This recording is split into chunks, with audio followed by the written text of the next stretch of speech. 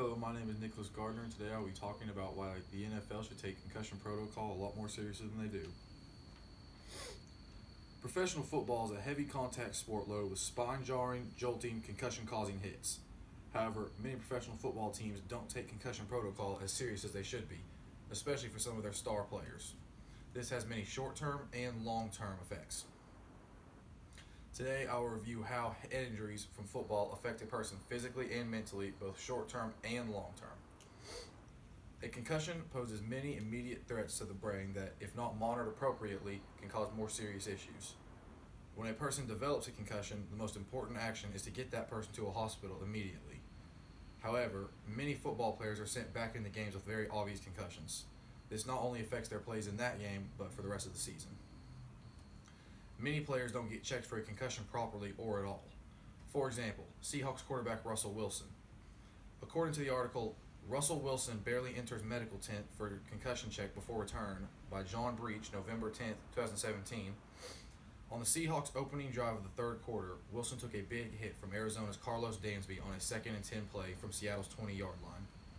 After the play, referee Walt Anderson thought that Wilson looked a little dazed, so he ordered the Seahawks quarterback over to the sideline so that he could be checked for a possible concussion.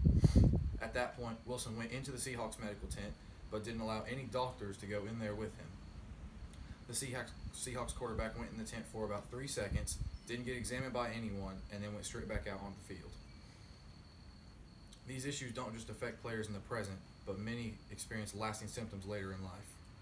These threats range from not being able to play football for a few weeks or months to major brain conditions resulting in death or suicide. According to It's Not Okay, NFL concussions rose 16% in 2017 amid CTE fears by The Guardian, February 28, 2018. Concussions in the NFL have been under increased scrutiny in recent years. Hall of Fame linebacker Junior Shaw and Pro Bowl safety Dave Dwierson both took their own lives and were found to have the degenerative brain condition CTE, or chronic traumatic encephalopathy. Some of these head injuries, while not resulting in death, can be just as serious. My uncle happens to know a retired football player who has intense anger issues and very random outbursts of violence. This is directly related to the deterioration of his brain due to CTE. Not taking concussion protocol seriously also results in a very bad image for the NFL. Nobody wants to work somewhere where they can't take off when they're sick. Imagine having to work after obtaining a brain injury while on the job. The players also agree it can be very ridiculous at times. According to Richard Sherman Rips NFL Concussion Protocol, says it's an absolute joke, by Will Brinson, January 11, 2018, Seahawks cornerback Richard Sherman definitely does not like it and said as much during a Players Tribune Q&A that was posted on Twitter. Sherman blasted the protocol and said it's just for the NFL to show the public they care and called it a joke. Many players are retiring earlier and earlier in fear of developing lifelong symptoms. NFL star Calvin Johnson retired just 8 years into his career, in the height of his prime, due to possible health issues down the line. One of the most recent instances is Rob Gronkowski of the New England Patriots.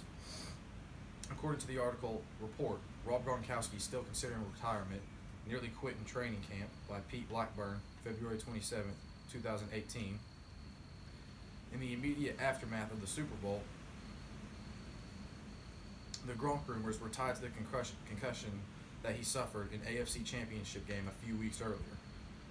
With an increasingly bright spotlight on the sport's connection to CTE, the NFL has seen a rising number of players willing to hang up the cleats earlier than expected in an effort to preserve their long-term health.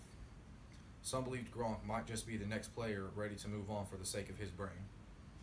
Early retirement is a prime example of the league's negligence regarding concussion protocol and why it will forever have a very strong impact on anybody who chooses to play football as a career for the rest of their lives.